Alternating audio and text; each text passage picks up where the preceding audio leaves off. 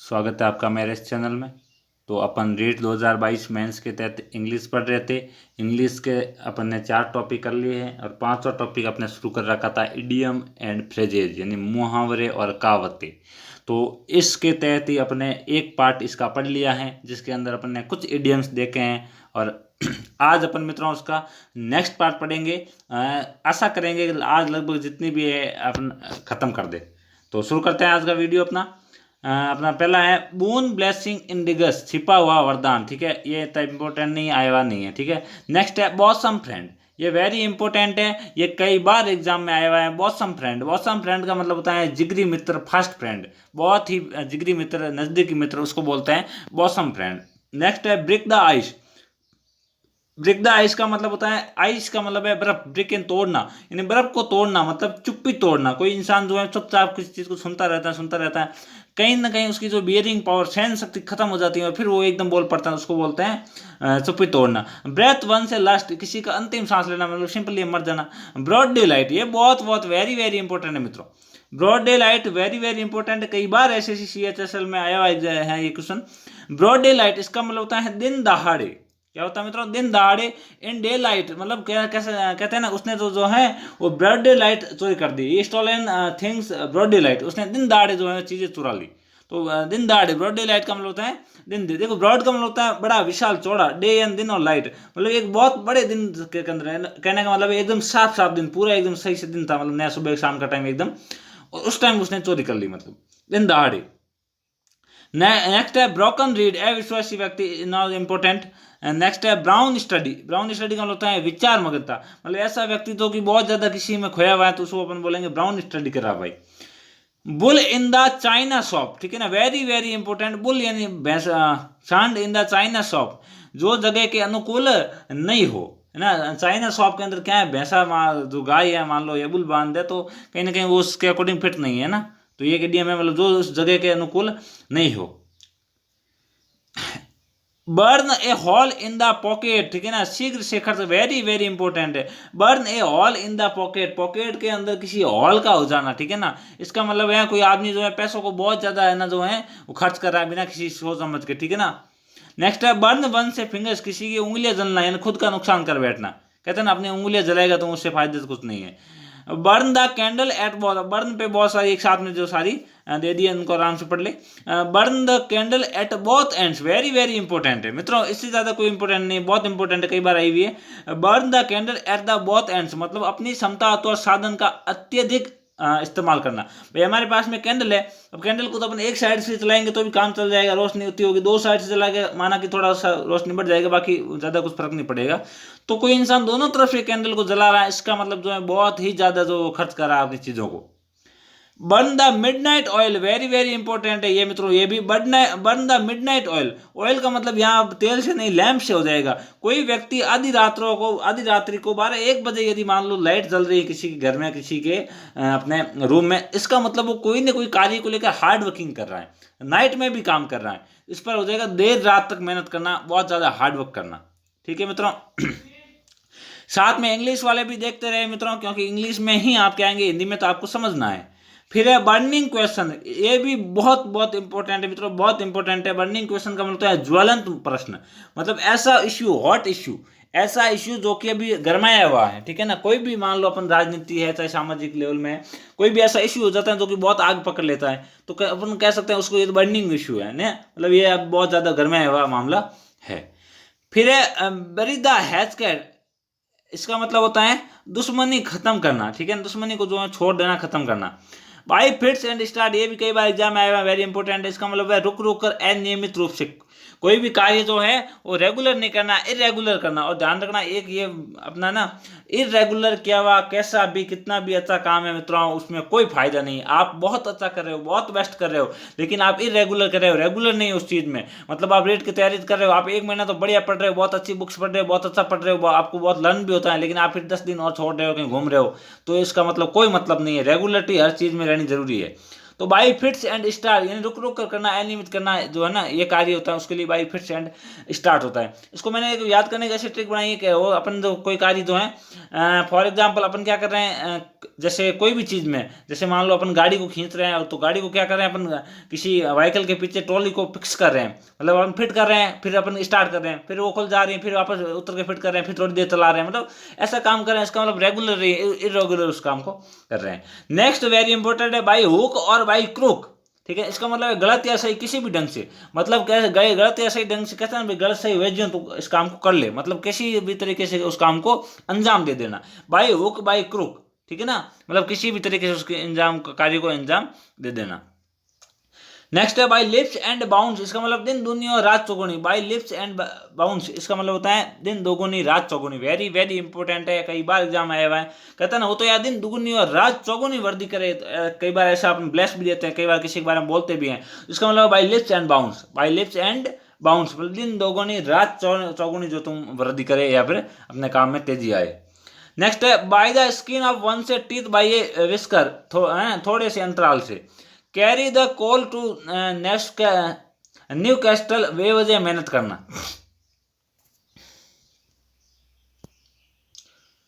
Next है cast pulse before swine, ठीक है ना, बंदर के हाथ में नारियल, कास्ट पल्स बिफोर स्वाइन, बंदर के हाथ में नारियल। कैस्टल्स इन एयर इसका मतलब है हवाई किला बनाना, कैस्टल इन एयर का मतलब है हवाई किले बनाना, है ना, फेंकू मारना। फिर है कैट एंड डॉग लाइफ, ये बहुत इंपॉर्टेंट है, कई बार एग्जाम आया हुआ है, कैट एंड डॉग लाइफ इसका मतलब होता है कलेपूर्ण जुनून, क्योंकि बिल्ली और कुत्ते को आप कभी भी देख लो उनकी दोस्ती नहीं हो सकती है, बहुत कम चांसेस होता है, तो वो जहाँ भी मिलेंगे वो कड़े करते ही रहेंगे, मतलब कहने का मतलब वो लड़ाई करते ही रहेंगे। तो कैट और डॉग लाइफ अपन किसी इंसान, कोई इंसान है जो मान लो एनी टाइम झगड़ते रहते हैं, उनके लिए अपनी ये इडियम यूज कर सकते हैं कि यार इनकी लाइफ तो कैट एंड डॉग जैसी है। कैच ए टाटर इसका मतलब शत्रु या बहुत बड़ी परेशानी से सामना होना, ठीक है ना। कैट्स पो निजी स्वाद के लिए कार्य करना, च्युदार कड मनन करना, ये चिकन अटेड, ठीक है ना, वेरी इंपॉर्टेंट है भाई मित्रों चिकन अटेड, ठीक है। देखो ये चिकन अटेड क्या है, चिकन अटेड का मतलब होता है कायर, चिकन का मतलब है मुर्गी के जैसा दिल, बहुत ही कायर दिल चिकन के जैसा। कॉक एंड बुल स्टोरी मन घटत कहानी, ये बहुत बहुत इंपॉर्टेंट दोनों। कॉक एंड बुल स्टोरी अपन तो मुर्गे और बैल की कहानी बना देते हैं भाई, एक समय बैल सो रहा था, मुर्गा आया, मुर्गे ने बैल को कहा कि भाई बैल तू ऐसा कर मेरे ऊपर चढ़ के सवारी कर ले, तो बैल ने कहा ठीक है भाई कर लेता हूँ, और मुर्गे ने जो बैल को ऊपर चढ़ा के जो उड़ाया, ठीक है ना, बैल को बहुत आनंद आया, है ना, इसको कहानी नहीं मतलब मैं मन से बना रहा हूँ। तो मतलब इस प्रकार जो है ये कहानी मन गढ़ है, ऐसा हो सकता है या नहीं हो सकता है। तो अपन कोई इंसान अपने मन से कोई फेंक मार रहा है ना, इसका मतलब अपन कह सकते हैं भाई जो है आप कॉक एंड बुल स्टोरी मत बता। चलो नेक्स्ट है अपने क्रोकोडाइल टीयर्स, मित्रों क्रोकोडाइल टीयर्स का मतलब होता है दिखावटी आंसू, मगरमच्छ जो है ना वो आंसू दिखाता रहता है, ऐसा तो कोई सोच रहा बेचारा पड़ा है, ठीक है ना, और मतलब जीव जो होते हैं जल्दी जीव वो उसका ध्यान नहीं रखते हैं, है ना, और फिर वो उसको कैच करके खा जाता है, शिकार बना लेता है। तो कहीं ना कहीं कोई इंसान झूठा दिखावटी आंसू कर रहा है ना, मतलब अपना फायदे के लिए, इसका मतलब वो क्रोकोडाइल टीयर्स है। क्रॉस अवर्ड्स का मतलब होता है क्रॉस स्वॉर्ड, अब स्वॉर्ड्स का मतलब होता है तलवार, स्वॉर्ड्स का मतलब क्या होता है मतलब तलवार, जैसे मान लो ये एक तलवार है, ठीक है ना, ये एक तलवार है और ये भी एक सामने एक तलवार है, तो अभी तलवारें आपस में क्रॉस हो रखी है, इसका मतलब क्या हो रहा है भाई, युद्ध हो रहा है, वॉर हो रहा है, तो क्या हो रहा है, लड़ना, लड़ाई झगड़ा, समझ में आया। नेक्स्ट है क्राई फॉर द मून, चांद के लिए क्राई करना यानी चिल्लाना, किसी असंभव वस्तु की मांग करना, है ना, कहता है तुम मेरा वो चांद ला कर दे। अब चांद वांद मित्रों को ला सकते हैं क्या, चांद अपने आप में एक छोटा सा उपग्रह है, तो अपन उसको जो है वो नहीं ला सकते, वो अपनी जगह पर है, ठीक है ना, तो चांद ला के दे दे, कोई कह रहा है मुझे मेरा चांद ला के दे दे, मैं तुझे चांद ला के दे दूंगा, है ना, बच्चे भी करते हैं ना, छोटे बच्चों को मम्मी कहते हैं कि चंदा मामा है, तो है ना बच्चा कहते हैं मामा को चलो लाओ घर लाओ, मम्मी मामा चाहिए, तो इसका मतलब क्या है, वो असंभव कार्य की मांग करना। क्राई ओवर स्पेल्ड मिल्क यानी व्यर्थ पछताना, देखो क्राई ओवर स्पेल्ड मिल्क मतलब बिगड़े हुए दूध पर पछताना, दूध बिगड़ गया है, बिगड़ने का मतलब है, अब होता है ना दूध मतलब खराब हो जाता है ना, काम के नहीं रहता है, तो उसके बाद में अपन चिल्ला रहे हैं, अब कोई मतलब नहीं, दूध तो बिगड़ गया, अब उसको जो डाल के आगे चलिए, ठीक है मित्रों, नया दूध लाइए। कट ए सॉरी फिगर, है ना, इसका मतलब है अपने प्रयास से तनिक भी प्रभाव ने छोड़ना, कट ए सॉरी फिगर, कट का मतलब है प्रयास करना फिर भी उसकी सॉरी फिगर लेने, मतलब अच्छी फिगर अच्छी इमेज नहीं बन पा रही है, इसका मतलब कहीं ना कहीं वो उस काम में जो सक्सेस नहीं हो पा रहा है। कट बहुत वेज, इसका मतलब दोनों ही पार्टी के पक्ष में तर्क करना, ठीक है ना। कट बोथ वेज, मतलब मान लो कोई भी जो उसको पूछ ले, कुछ इंसान को किसी दो पार्टी या पार्टी का मतलब या दो किसी संगठन के बारे में समर्थन पूछे तो दोनों के बारे में अच्छा बोले, इसका मतलब वो क्या कर रहे हैं, अपना वेज निकाला। मतलब जैसे कहते हैं ना, एक वो कहानी है ना, आपने फिल्म देखी होगी वो कादर खान जी वाली, कि एक उनको घर में कोई डॉन आ जाता है तो उसको बचाने के लिए वो किसी आदमी को सपोर्ट, बड़े है ना, बड़े गुंडे को ढूंढने जाते हैं। तो दो गुंडे होते हैं वो आपस में लड़ रहे होते हैं, तो जिस गुंडे को वो ढूंढने जाते हैं ना, वो गुंडा दूसरे गुंडे से पिट रहा होता है। तो यार उस कादर खान का बेटा, वो मतलब क्या नाम है भूल गया, वो कहता है पापा अपन तो जिस गुंडे को ढूंढने आए थे वो तो पिट रहा है, तो बेटा चिंता मत कर, अपन दोनों का समर्थन है, जो जीतेगा वो अपना, बाकी को अपन नहीं जानते, है ना। तो ऐसा व्यक्ति जो कि मतलब है ना अपने फायदे के लिए, जो जिस दोनों के समर्थन बोले कि भाई जो जीतेगा या जो आगे रहेगा वो अपना फायदा कर लेगा, ठीक है, उसको बोलते हैं कट बोथ वेज। नेक्स्ट है कट नो आइस, मतलब कोई असर नहीं डालना, ठीक है ना। कट नो आइस, कोई असर नहीं डालना। कट वन से कोट अकॉर्डिंग टू वन से क्लॉथ, ये वेरी इंपॉर्टेंट है, कई बार आया हुआ है। अपनी आय के अनुसार व्यय करना, भाई अपना कोट जो है अपनी शरीर, अपनी जो बॉडी है उसके अकॉर्डिंग काटना, इसका मतलब इंसान जो है कहीं ना कहीं अपने आय के अकॉर्डिंग ही व्यय कर रहा है। डांस टू वन से ट्यून, मतलब डांस किसी के इसका मतलब अपने हिंदी में कहावत है, वो क्या कहावत है, कठपुतली पर नाचना, ऐसा कुछ, मतलब किसी के हुक्म का पालन करना, क्या करना किसी का, ठीक है मित्रों। नेक्स्ट है डार्क हॉर्स। डार्क हॉर्स का मतलब होता है जो अप्रत्याशित रूप से जीत जाए, मतलब छुपा रुस्तम। कहने का मतलब क्लास के अंदर मान लो जो है 40 बच्चे हैं, मोहन बहुत टैलेंट है, हर जगह मोहन का ही नाम है, और रिजल्ट आया तब देखा मोहन की जगह जो है कौन आ गया, सोन आ गया। तो इसका मतलब क्या है, सोन अप्रत्याशित डार्क हॉर्स है, मतलब सोन के बारे में थी फैसिलिटी नहीं थी, वो फिर भी आगे आ गया। डेड लेटर, इसका मतलब है कानून जो कभी लागू था लेकिन अब लागू नहीं है ना। डेड का मतलब मर चुका है, लेटर का मतलब अब कानून होगा, मतलब जो कानून अभी मृत हो चुका है, मतलब अब लागू नहीं है। फिर है डेमोक्लेस स्वॉर्ड, मतलब सिर पर मंडराता खतरा, ठीक है ना, ऐसा खतरा, तलवार सिर पर, इसका मतलब खतरा जो सिर पर है।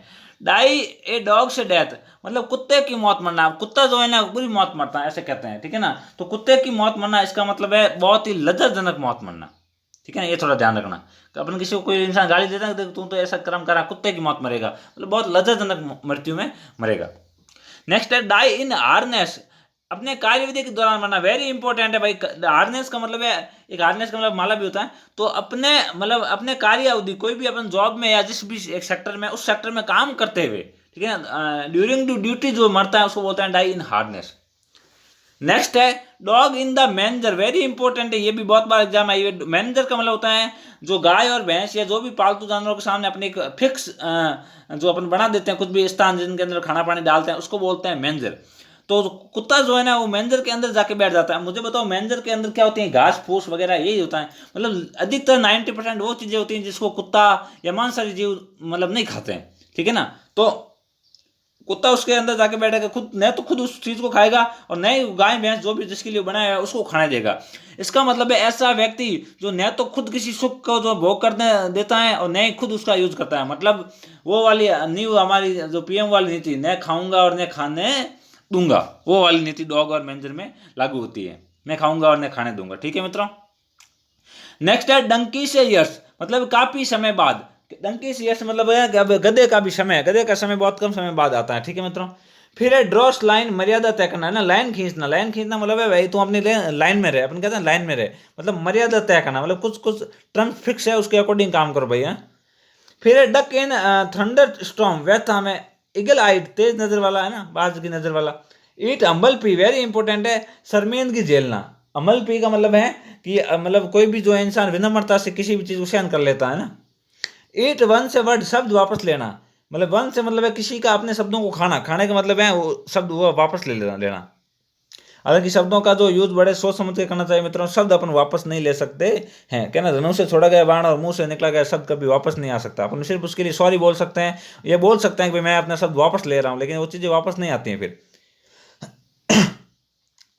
फिर है एल्बो रूम, वेरी इंपॉर्टेंट, कई बार ये एसएससी में आया हुआ है। एल्बो रूम का मतलब देखो मित्रों, एल्बो का मतलब होता है कोहनी, ठीक है ना, तो काम करने की स्वतंत्रता। एल्बो रूम का मतलब होता है देखो ऐसा रूम, एक अपना खुद का एक बेडरूम है जहाँ पर सिर्फ अकेले अपन है, कोई आता नहीं है, अपन क्या करेंगे उस रूम में एकदम सीधी सीधी थोड़ी बैठेंगे, है ना, एकदम सावधान की स्थिति में, सावधान विश्राम, ऐसे नहीं बैठेंगे। अपन क्या करेंगे, कभी कैसे मुड़ के बैठेंगे, कभी एल्बो यानी अपने थोड़ी के अंदर नीचे हाथ देके, कौन या दोनों जो है अपने बेड पे टिका के इस प्रकार से उल्टे, अपन जैसे कभी लेटते हैं ना इस प्रकार से सोएंगे, कभी कैसे, मतलब जैसे मन आएगा ना वैसे अपन मौज मस्ती से वहाँ बैठेंगे सोएंगे, क्योंकि वो अपना खुद का रूम है, मतलब वहाँ पर कुछ भी काम करने की अपने को स्वतंत्रता है बैठने की। तो जिस सेक्टर में, जिस जगह पर किसी व्यक्ति को निर्णय लेने या काम करने की स्वतंत्रता होना मित्रा, उनके लिए वर्ड यूज लिया जाता है एल्बो रूम। ठीक है, नेक्स्ट है एंड इन स्मोक, यानी कोई परिणाम न निकलना। फिर है एस्केप वन से लिप्स, बोल जाना, मतलब किसी का अपने होठों को छोड़ देना, मतलब बोल जाना। नेक्स्ट है फैबियन पॉलिसी, सावधानी मंद, है ना, फेयर एंड स्क्वायर, निष्पक्ष। ठीक है ना, ये भी थोड़ा इंपॉर्टेंट है, फेयर एंड निष्पक्ष, निष्पक्ष मतलब साफ सुथरा, अपना भाई साफ सुथरा काम है, मतलब जो पक्ष निष्पक्ष है, जो अच्छा है उसके लिए अपन वोट करते हैं। फेयर सेक्स, इसका मतलब है नारी जाति, ये वेरी इंपॉर्टेंट है। फेयर सेक्स, भाई सेक्स कितने, दो ही हैं, नारी और पुरुष, तो अपन क्या है कि नारी को पुरुष की तुलना में सुंदर माना जाता है, तो उसके लिए अपन यूज करेंगे फेयर सेक्स कौन सा है ना, नारी है, हालांकि सेक्स तीन है मित्रों। नेक्स्ट है फेयर वेदर फ्रेंड, ठीक है ना, very important. Fair weather friend का मतलब वेदर इन मौसम, तो अच्छे मौसम का मित्र, मतलब हमारे पास में अच्छा मौसम है, अच्छे पैसे वैसे हैं, तब तो मित्र खास बन जाएगा, चलो भाई पार्टी वार्टी करते हैं। और जैसे ही अपन जो है कंगाली में गए, मित्र कहे मैं नहीं जानता तू कौन है, ठीक है, मुसीबत में साथ न देने वाला मित्र, है ना, ऐसा मित्र कौन होता है मित्रों, फेयर वेदर फ्रेंड। और मैं 100% गारंटी लेके कहता हूँ, आप अपने जीवन में जाके देखिए, आपके जितने भी फ्रेंड है, शायद ही मुश्किल कोई ऐसा फ्रेंड होगा जो कि अच्छा है, बाकी सबके शब्द है ना, देख लेना फेयर वेदर फ्रेंड है। ठीक है ना, आपसे सिर्फ और सिर्फ दोस्ती है, मित्रता है, या किसी भी कारण कोई भी रिलेशन रख रहे हैं मित्रों, तो सिर्फ और सिर्फ वो कोई ना कोई आपके लालच जुड़ा है आपसे, जिसके कारण रख रहे हैं। ध्यान रखना, उस लालच की आप अफवाह भी उड़ा देना कि ऐसा नहीं है, तो ध्यान रखना, एक मिनट में वो, एक मिनट में बदल जाएगा, एक मिनट में उसके बाद में जो है बदलने के बहुत सारे उसके पास में उपाय आ जाएंगे। तो मित्रों, आपको इस प्रकार से मित्रों से दूर रहना है, उनको जो अलग कर देना, कोई मतलब नहीं है। ठीक है ना, चाहे भले ही लाइफ में अकेला रहना रहो, अपने को अकेला ही जीना है और अकेला ही सफलता पानी है, क्योंकि मित्रों सफल होने के लिए इंसान के साथ में कोई नहीं होता, अकेला होता है। तो नेक्स्ट करते हैं, लेते हैं फैंसी प्राइस। मित्रों फैंसी प्राइस का मतलब होता है मुंह मांगी कीमत। ठीक है ना भाई, फैंसी फैंसी का मतलब है मुंह मांगी पसंदीदा। ठीक है ना, कोई भी इंसान की जो पसंद आई वो उसने अपनी जो कीमत बोल दी, इसका मतलब है मुंह मांगी कीमत। ठीक है ना, फिर है फिदर इन कैप, ठीक है ना, अच्छी उपलब्धि। फिदर इन कैप का मतलब है अच्छी उपलब्धि। फिर है फिदर वन से नेक्स्ट, अपने पद का लाभ उठाना, फाइट साई ऑफ टालना। ठीक है ना, फिर नेक्स्ट है फिश इन ट्रबल्ड वाटर। ठीक है, अब ये इंपॉर्टेंट है, कई बार एग्जाम आया हुआ है। फिश इन ट्रबल्ड वाटर मतलब विषम परिस्थिति का लाभ उठाना। ठीक है ना, फिश जो है वो किस में होते हैं, ट्रबल वाटर में होते हैं, मतलब कोई कारण हो सकता है, पानी में कोई खतरा है और फिश है, तो इसका मतलब तो फिश ऑटोमेटिकली किसी कारण बाहर आना चाहिए, अपन वहाँ बैठे हैं जाल लेके, तो अपन क्या है, विषम परिस्थिति, किसी व्यक्ति के साथ विषम परिस्थिति आ गई और अपन उसका फायदा उठा रहे हैं, उसको बोलेंगे अपन fish in troubled water. Next है फिश आउट ऑफ वाटर। अब फिश को पानी से बाहर निकालेंगे तो क्या होगा, श्योरली वो कष्ट होगा, उसको नहीं होगा, तो कष्ट फल अवस्था मतलब आउट ऑफ वन से अनयूजुअल प्लेस। ठीक है ना, उसको अपनी जगह से बाहर निकालना। नेक्स्ट है फ्लाई इन द ऑइंटमेंट मतलब असुविधा। ठीक है, फिर है फूल से पैराडाइज। पैराडाइज का मतलब होता है मित्रों स्वर्ग, और मूर्खों का स्वर्ग, मूर्खों का स्वर्ग इसका मतलब क्या, झूठी उम्मीद में खुश होना।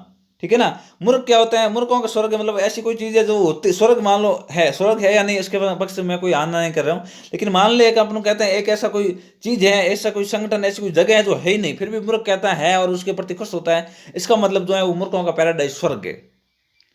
ठीक है ना, इसका इंग्लिश क्या हो जाएगा, a state of being happy for fool और अनफाउंडेड रीजन।